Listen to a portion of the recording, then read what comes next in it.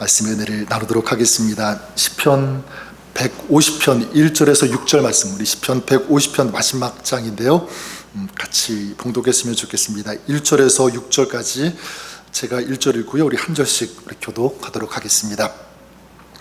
할렐루야. 그의 성소에서 하나님을 찬양하며 그의 권능의 궁창에서 그를 찬양할지어다. 그의 능하신 행동을 찬양하며 그의 지극히 위대하심을 따라 찬양할지어다. 나팔 소리로 찬양하며 비파와 수금으로 찬양할지어다. 쏘고치며 춤추어 찬양하며 현악과 퉁소로 찬양할지어다. 큰 소리 나는 제금으로 찬양하며 높은 소리 나는 제금으로 찬양할지어다. 호흡이 있는 자마다 여호와를 찬양할지어다. 할렐루야. 아멘. 네, 하나님 말씀입니다. 하나님의 이 말씀, 성경, 여러분 어디를 우리가 펼쳐도 읽어도 다 은혜가 있고요, 하나님의 이 깊은 사랑을 느낄 수가 있는데, 특별한 이 도전과 감격을 주는 이 성경, 이 책이 있습니다. 여러 가지가 있겠지만 한 가지를 또 꼽으라면 시편 말씀을 꼽고 싶은데요, 이 시편 꼽을 수 있는 이유가 있습니다. 왜냐하면 이 시편에는 우리가 살아가면서 겪을 수 있는 인생, 이 인생이 이 시편 속에 담겨있기 때문에 그래요. 녹아있기 때문에. 그래서 이 시편 기자들, 이 시편의 그 내용을 보면 우리 인생이 살아가면서 만날 수 있는, 겪을 수 있는 그런 이야기들이 다 담겨 있음을 보게 됩니다. 그래서 고난을 노래한 시도 있고요, 그렇죠? 어떤 문제 때문에 고통, 아픔을 노래한 시도 있고, 누군가 자기를 배신한 그 아픔, 어떤 그런 느낌을 가지고 노래한 시도 있고, 어떤 견딜 수 없는 갈등을 호소하면서 겪으면서 노래한 그런 시도 있습니다. 그래서 이 시편은 우리 인생의 파노라마와 같다, 이렇게 말씀드릴 수도 있는 것 같아요. 시편이 이렇게 우리 인생을 담고 있고, 또 한 가지 이 시편이 특별히 가슴에 와닿는 중요한 이유가 꼽으라면 그것은요, 시편은 우리의 인생을 담았을 뿐만 아니라 우리 인생이 어떤 방향으로 가야 하는지, 어떻게 살아야 하는지, 어떤 인생이 진정 능력이 있는 인생이 되는지, 거기에 대한 답을 우리에게 제시해주고 있기 때문에 그래요. 그래서 참으로 능력 있는 신앙에 대해서 앞으로 몇 주간 좀 같이 나누고 싶은데, 참으로 능력 있는 삶을 살기 위해서 우리가 붙잡아야 되는 것이 있다면 무엇인가? 그래서 인생에서 만나는 이 수많은 그 의문에 대한 답을 시편 이 기자가 제시하고 또 보여주고 그 답을 가르쳐주고 있는데요, 그 중에서 이 무엇이 우리 인생의 진정한 능력이 되는가라고 할 때 이 질문에 대해서 오늘 시편 150편이 우리에게 답을 주고 있다고 생각합니다. 그래서 그 답을 아주 분명하게 알려주고 있다고 저는 생각하는데, 그래서 이 시편 150편은 그냥 단순한 노래가 아니라, 또 시가 아니라 간절한 우리 인생을 향하여 외치고 던지는 호소문과 같은, 유언과 같은 어떤 그런 것이다, 이렇게 말씀드릴 수 있을 것 같습니다. 그래서 이 시편 150편이 우리에게 주는 답, 호소하고 있는 것, 그것이 무엇이냐면 이것입니다. 여호와를 찬양하라, 이거죠. 여호와를 찬양하는 것. 여러분, 여호와를 찬양하는 것, 다음에 또 기회가 있으면 그 이유를 말씀을 드리겠지만, 오늘 같이 말씀드리고 싶은 것은 여호와를 찬양하는 것이 뭐가 되냐면 능력이 되기 때문에 그렇습니다.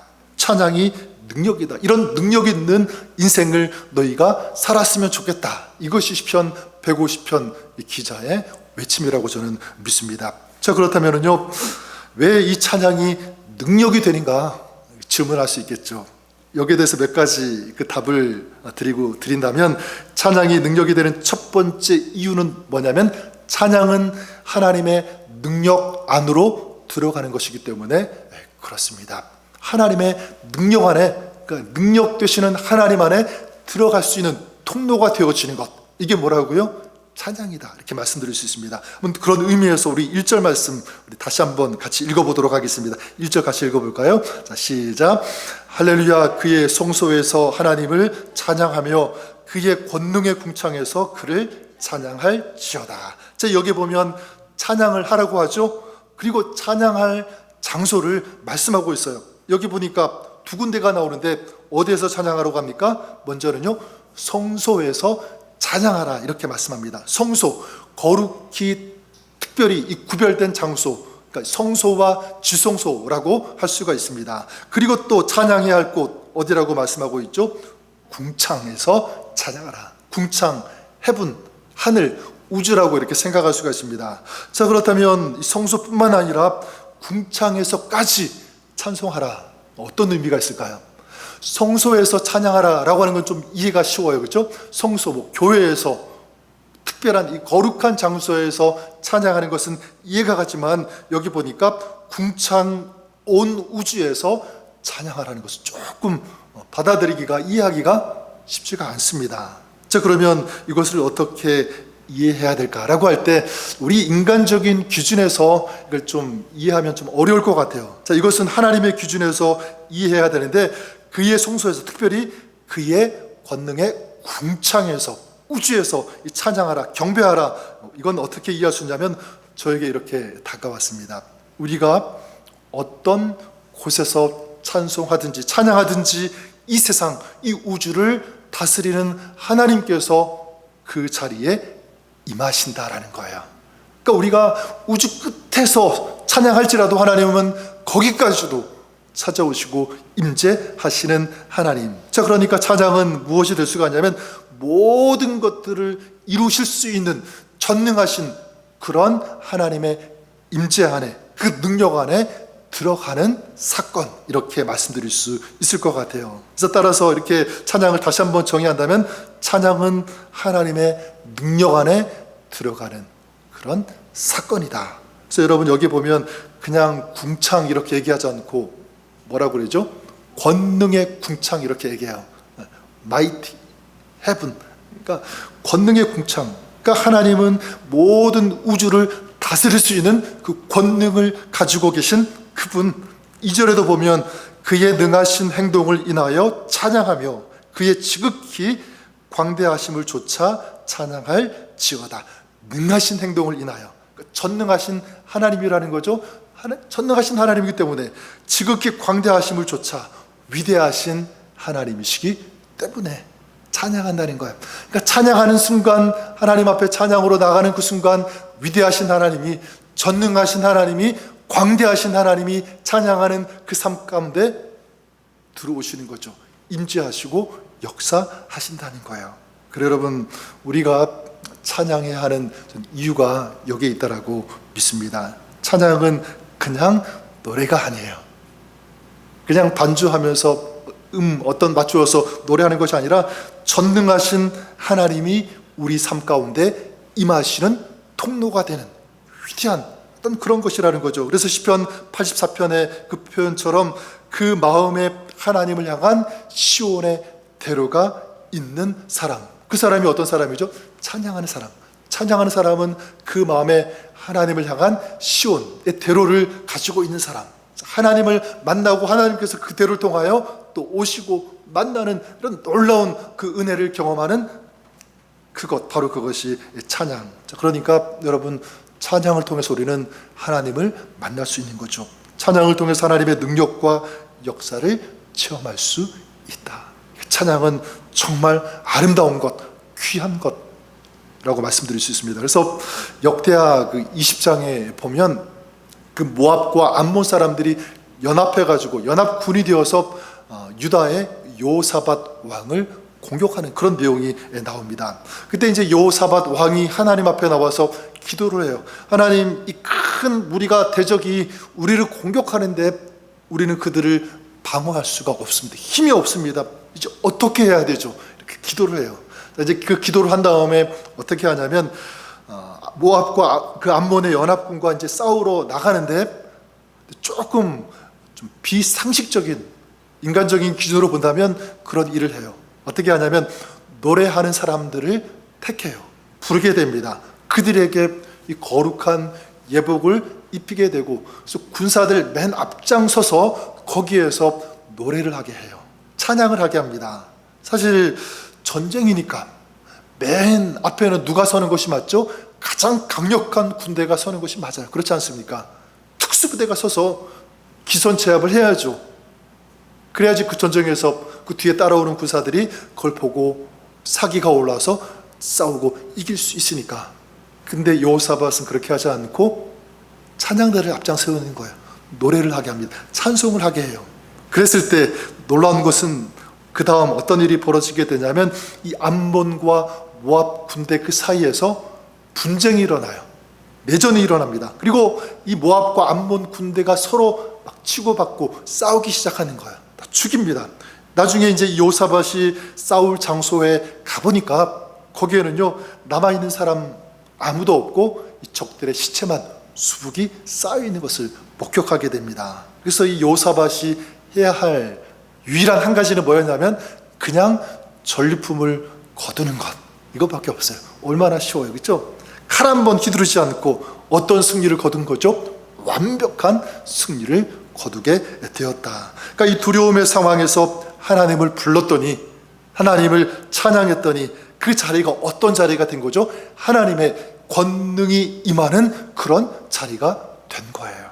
저는 우리가 그랬으면 좋을 것 같습니다. 여러분, 성소에서 특별히 권능의 궁창에서 찬양하라 이렇게 말씀했으니까 교회에서 하나님을 찬양하고 예배하는 것, 노래하는 것 당연합니다. 근데 여기 보니까 궁창에서 이렇게 찬양하라고 했죠. 궁창, 여러분 우리 인생에도 궁창이 있을 수 있잖아요, 그렇죠? 궁창, 삶의 자리, 아픔의 자리, 두려움의 자리, 힘든 어떤 문제를 안고 살아가는 그 모든 그 자리마다 뭐가 될 수 있는 거죠? 궁창이 될 수가 있는 거예요. 그 궁창에서 하나님을 노래하면, 찬양하면 그 궁창이 뭐가 되는 거죠?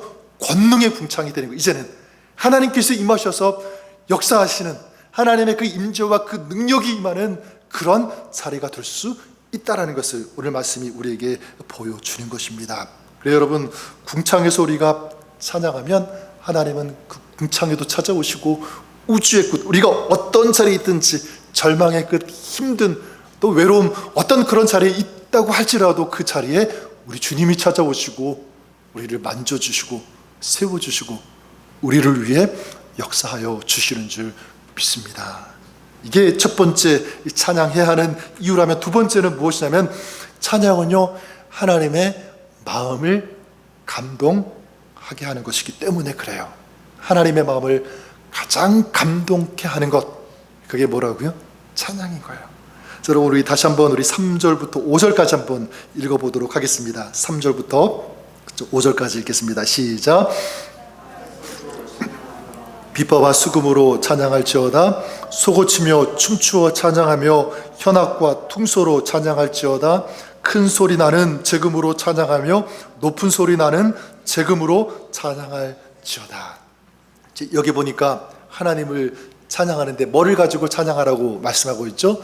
나팔과 비파, 수금, 현악, 퉁소, 재금, 자 이런 것들을 가지고 소고를 치면서 또 어떻게 하면서 춤을 추어서 찬양하라 이렇게 말씀하고 있습니다. 그러니까 여러 가지 악기를 가지고 동원해서 찬양하고 춤추면서 찬양하라 이렇게 말씀하고 있는 거죠. 자, 그러면 이렇게 질문할 수가 있습니다. 꼭 이 찬양하는데 악기가 동원돼야 되는가? 악기가 있어야 되는가? 거기다가 춤까지 추어야 되는가? 여러분, 악기로 연주하고 춤을 추어야 되는가? 라고 할 때 물론 그럴 수도 있죠. 있으면 좋을 것입니다. 하지만 반드시 있을 필요는 없죠. 악기가 없다면 어떻게 하겠어요? 그렇죠? 네, 여러분, 근데 여기 보니까 악기를 가지고 춤을 추면서 찬양하라고 했는데, 이것을 묵상할 때 저에게 다가온 것은 뭐냐면 어떤 악기, 춤을 추는 것, 여기에 담겨있는 마음의 자세가 더 중요하다고 생각합니다. 어떤 마음을 가지고 찬양하는가, 전 여기에 그 의미가 담겨있다고 생각합니다. 어떤 마음이냐면 첫 번째가 뭐냐면 하나님께 나를 낮추는 마음이라고 생각해요. 하나님께 나를 낮추는 것. 여러분, 여러분 어릴 때도 그렇지만 또 우리 손주들, 자녀들이 학교에서 막 뭐라 그러죠? 앞에 나와서 연습해가지고 막 노래 부르기도 하고 악기 연주기도 하고 학예회 같은 막 그런 거 보시지 않았습니까? 그죠? 얼마나 이뻐요, 그죠? 얼마나 막 사랑스럽고 그렇지 않습니까? 이게 뭐냐면 아이들이 엄마를 위해서 거기에 나와 있는 관객들을 위해서 막 그 연습한 것을 막 공연하고 이제 그 노래를 부르고 악기를 연주하는 거예요. 그러니까 어린아이가 그렇게 하는 것, 저는 우리가 하나님 앞에서 어린아이가 되어야 된다고 생각합니다. 그러니까 악기를 들고 춤을 추면서 부르는 것은 뭐냐면 점잖게 체면 차리고 있어서는 절대로 할 수 없는 거예요. 어린아이와 같은 그런 낮은 마음, 그런 마음이 있을 때 하나님 앞에서 찬양하며 춤추면서 또 악기를 연주할 수 있는 것입니다. 그러니까 저는 그런 의미에서 예배도 마찬가지라고 생각해요. 예배는요, 우리가 가끔 이렇게 생각하는 분들이 있습니다. 나는 관객으로 예배에 참석한다. 그래서 예배가 어떻게 흘러가는지, 목사님 설교가 어떤지, 성가대는 어떻게 노래를 부르고 있는지 심사하는 관객으로 이렇게 앉아있는 분들이 종종 계시는데 그렇지가 않습니다. 여러분, 우리의 예배의 관객은 누가 되시죠? 하나님이 관객이십니다. 하나님이 관객 이 자리에 앉아 계시는 거고, 우리는 어디에 서 있어야 되는 거죠? 무대 위에서 예배를 드리는 것. 누구를 위해서? 하나님을 위해서, 하나님을 기쁘시게 하기 위해서, 하나님께 영광을 올려드리는 것입니다. 그러니까 하나님이 내 삶의 주인이 되시고 하나님이 높으시고 우리의 찬양과 우리의 예배를 받으시는 분은 하나님이시다라고 하는 이 마음으로 예배를 드리는 것이 진정한 예배가 되겠죠. 찬양도 마찬가지입니다. 저는 또 한 가지 이 각종 악기와 이 춤을 추면서 이 찬양한다는 것, 여기 어떤 마음이 이 속에 녹아 있냐면 하나님을 절대적으로 신뢰하는 것, 신뢰하는 마음이 담겨 있다고 생각해요. 여러분, 그 악기를 손에 잡는다는 것, 그렇죠? 뭐 수금일 수도 있고 퉁고일 수도 있고 비파, 나팔일 수도 있는데, 그 나팔, 그 수금, 어떤 그 악기를 손에 잡고 하나님을 찬양한다는 것은 뭐냐면 지금까지 내가 잡고 있었던 것을 내려놓을 때만 하나님을 찬양하는 악기를 잡을 수 있다는 것 아니겠습니까? 그렇죠? 내 것 내려놓지 못하면 하나님을 찬양하는 악기 잡을 수가 없는 거예요. 그렇죠? 그래서 이 전쟁 중에 이 여호사밧이 어떻게 했습니까? 이 찬양대를 가장 맨 앞에 세운 거예요. 그러니까 인간적인 자기가 가지고 있는 기준, 자기가 가지고 있는 상식, 전쟁 지식, 자, 이런 것들을 어떻게 한 거예요? 다 내려놓은 거죠. 그리고 어떻게 해요? 하나님께 가장 먼저 찬양을 올려 드린 것입니다. 그러니까 자기가 가지고 있는 것을 하나님 앞에 다 내려놓은 거예요. 철저하게 하나님 의지하는 그런 마음이 이 속에 담겨 있는 것입니다. 아까 우리 주 안에 있는 나에게 마지막 이 찬송 불렀는데, 저 며칠 동안 저도 이 주 안에 있는 나에게 이 찬송이 참 많이 생각이 났어요. 아까 우리 불렀지만 찬송 가사가 1절 어떻게 됩니까? 주 안에 있는 나에게 딴 근심 있으랴, 십자가 밑에 나아가 내 짐을 풀었네. 그 다음 후렴 가사가 어떻게 되죠? 잘 알죠? 주님을 찬송하면서 할렐루야 할렐루야, 내 앞길 멀고 험해도 나 주님만 따라가리. 이게 참 은혜가 돼요. 주 안에 있는 나에게 딴 근심이 있으라. 그러니까 근심이 있다는 것을 인정하는 거예요.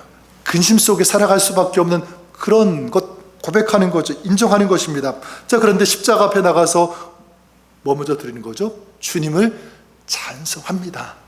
할렐루야 할렐루야, 내 앞길 멀고 험해도 나 주님 따라갑니다. 주님 의지합니다. 주님밖에 없습니다. 주님이 나의 힘되심을 다는 믿습니다. 그 주님 의지하면서 따라갈 것입니다.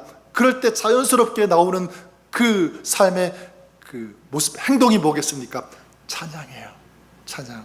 그래서 이 비파와 수금으로 춤을 추면서 찬양한다는 것, 바로 이거죠. 우리도 살아가면서 꽉 막힌, 넘을 수 없는 그런 일들, 문제들, 그런 상황 속에 갇히고 그 속에 있을 수 있지만, 그때 나를 묶고 있는, 가두고 있는 그런 울타리들, 그런 벽을 보는 것이 아니라 그것을 뛰어넘을 수 있도록 힘주시는 하나님을 내가 보겠습니다.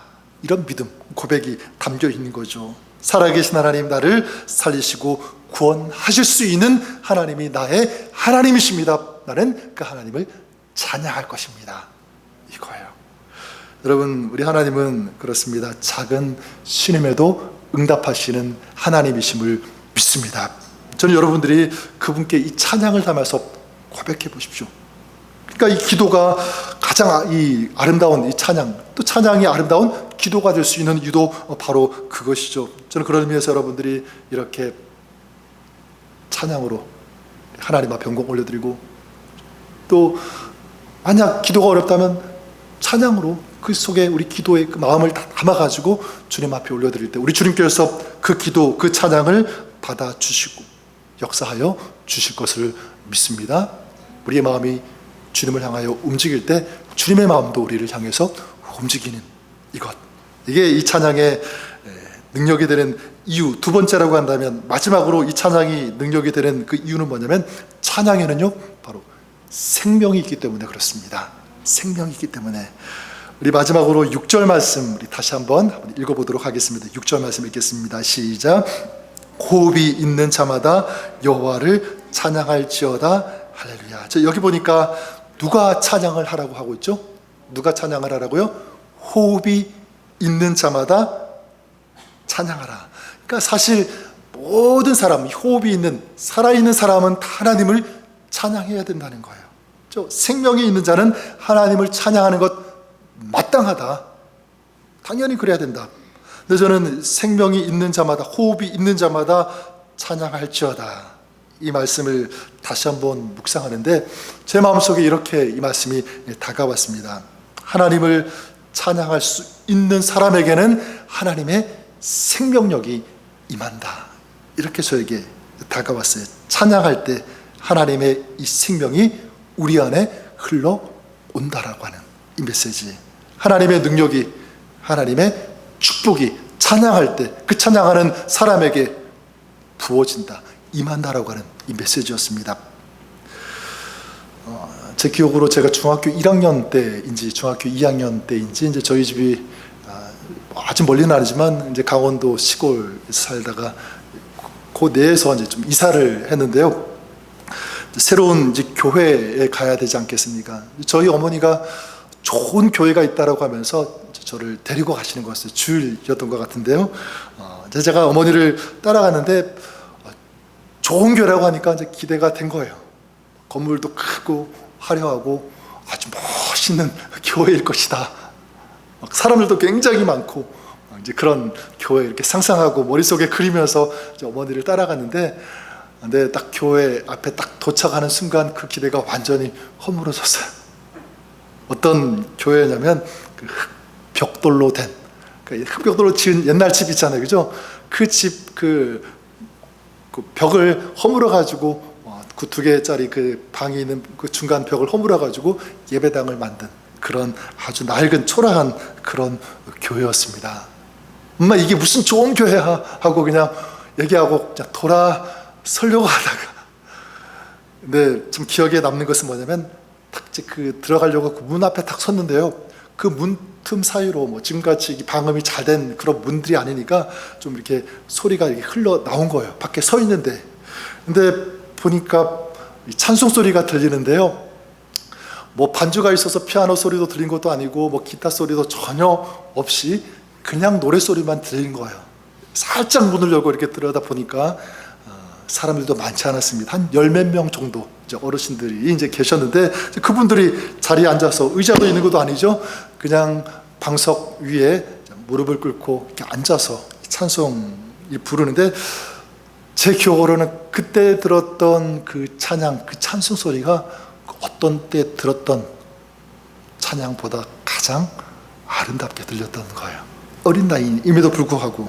지금 생각하면 그때 그분들은요, 비파와 수금, 뭐 악기 이런 것 하나도 없었는데, 근데 지금 제가 신학하고 목사가 되고 생각해 보니까 그분들은 수금, 이 비파, 악기는 없었지만 마음으로, 가장 아름다운 이 마음의 연주로 하나님을 찬양하고 있었다라는 것, 그렇게 느꼈고, 앉아서 불렀지만 마치 그분들의 마음은 껑충껑충 일어나서 뛰는 어린아이와 같은 그런 마음으로 노래, 이 찬송을 불렀다, 이렇게 생각합니다. 그분들 굉장히 고단하고 힘든 그런 상황 가운데 있는 분들이어서 나중에 알았지만, 근데 전능하신 하나님을 부르고 하나님을 찬송한 거예요. 그랬을 때 그분들 안에 누가 임재하셨고 누가 역사하셨냐면 하나님께서 임재하시고 하나님께서 그들의 마음을 만져주시고 그리고 하나님께서 그들에게 생명, 힘, 이 능력을 허락하신 거, 부어주신 거예요. 여러분, 제가 그것을 느끼면서 그 예배당 안에 들어갔을까요? 안 들어갔을까요? 뒤돌아서서 그냥 갔을까요? 들어가서 저도 한 사람의 예배자가 되었습니다. 그래서 오늘 이 자리까지 올 수 있었던 것도 그때가 있었기 때문에 그래요. 여러분, 저는 그 모습을 보면서 신약의 이 사도행전에 이 바울과 실라가 생각이 났습니다. 바울과 실라, 그들도 그 차디찬 감옥에 이제 끌려가게 되고 두들겨 맞고 이제 감옥에 갇히게 되는데 몸은 죽지 않을 정도로 두들겨 맞았죠. 손과 발에는 쇠고랑이 채워졌습니다. 근데 그들이 그 감옥에서 피곤하고 아프고 힘든 그런 상황일 텐데 무엇을 하죠? 하나님께 찬양해요. 찬양일 때 그때 어떤 일이 벌어지냐면 기적과 같은 일이 벌어지게 되죠. 땅이 진동하고 감옥의 문이 열리고 그리고 발과 손에 채워졌던 이 쇠고랑이 풀어지게 되고 그걸 본 이 간수가 무릎을 꿇고 우리가 어떻게 구원받을 수 있는지 물어오게 되는 이런 역사들이 있게 됩니다. 자신들뿐만 아니라 간수들까지 구원받는 놀라운 이 생명의 역사가 그 감옥 가운데 일어났다는 것. 그러니까 그들은요 보면 기적이 일어났기 때문에 찬양한 것이 아니라 무엇일 때 기적이 일어난 거죠? 찬양했을 때 기적이 일어난 놀라운 일을 경험하는 거예요. 저는 여러분들 우리가 그럴 수 있기를 바랍니다. 여러분, 우리가 살다가 또 신앙생활하면서 좋은 일 있을 때, 기쁜 일 있을 때, 그런 일 만날 때 하나님 기뻐요, 찬양할게요. 그것도 물론 중요하지만 그냥 힘든 자리에서, 어려운 자리에서, 실패한 것 같은 그런 자리에서 하나님을 믿고 기도하고 찬양하면, 그렇게 하나님 앞에 영광 올려드리면 저는 우리 하나님께서 그 자리에 임하셔서 역사하시고 구원하시고 승리하게 해주실 것을 믿습니다. 전 순서가 이렇게 되었으면 좋겠어요. 비록 내 삶이 지금 실패한 것 같아도 아닌 것 같아도 나는 찬양할 것이다. 하나님을 믿고 신뢰하고 주님을 높이며 주님께 나아간다. 이런 마음을 가지고 찬양하는 그런 여러분들 되기를 바랍니다. 따라서 찬양하는 사람은 절대로 약한 사람 아닙니다. 찬양할 수 있는 사람은 절대로 실패한 사람 아니에요. 찬양할 수 있는 사람, 능력의 사람 있죠? 찬양할 수 있는 사람, 승리한 사람입니다. 시편 22편 3절에 나오는 것처럼 찬양하는 사람에게 하나님께서 거하시기 때문에, 임재하시기 때문에, 역사하시기 때문에 찬양하는 사람 반드시 승리하기 때문에 그래요. 저는 오늘 여러분들의 이렇게 좀 부탁을 드리면서 말씀을 맺고자 합니다. 여러분 꼭 기억하십시오. 뭐냐면 찬양이 뭐가 된다고요? 능력이 된다. 진정한 우리 신앙의 능력, 파워가 된다라는 것을 잊지 않고 여러분 있는 자리에서 어떤 자리이든지 예배의 자리가 아닐지라도 그 삶의 자리에서 하나님을 의지하고 신뢰하고 찬양하고 기도하는 여러분 될 수 있기를, 이런 아름다운 이 진정한 찬양을 회복하시는 여러분의 삶 신앙 될 수 있기를 우리 주님의 이름으로 간절히 축원합니다. 한번 기도하겠습니다. 하나님 아버지, 주님을 찬양하는 것이 그냥 하나의 노래가 아니라 진정한 우리의 신앙의 능력이 됨을 우리가 믿습니다. 하나님, 우리가 찬양함에 있어서 정말 전심으로 우리 하나님께서 말씀하셨던 것처럼 오늘 시편 기자의 이 모습처럼 뜻과 정성을 다하여 비포와 수금 소고를 가지고 춤추면서 이 찬양하는 이런 마음, 이 신앙, 이 찬양이 우리 안에 회복되게 하여 주시옵소서. 이제 우리가 어떤 자리에 있든지 찬양할 때 그 자리에 우리 주님께서 함께 하시고 역사하여 주심을 믿습니다.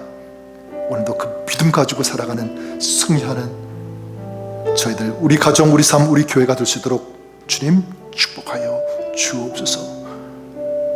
살아계신 예수님 이름으로 기도드립니다. 아멘.